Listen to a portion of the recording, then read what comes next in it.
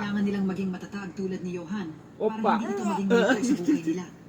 Nang Opa. makita ng actress na hindi pumayag ang mga doktor, Opo. tumawag siya. Ay, Buti na lang dumating ang rescue team sa itaas ay, at nahulog lang siya sa ang tarpaulin sweet kaya naman hindi ng namatay. anak ko. Dinala siya ng mga doktor sa Opo, emergency room. nagkipag-usap na kay daddy Isang niya. pares na itim na sapatos sa ospital. Makalipas ang ilang minuto, pumasok si Heo Jun na nagmamadali at sinabi may nagtanggal ng breathing tube ng actress. Oh, Diyos.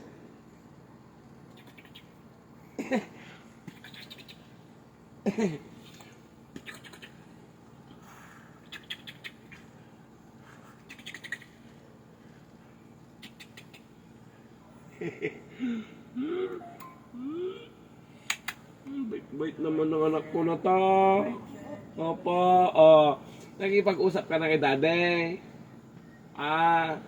Oo. Ay na. Ay na.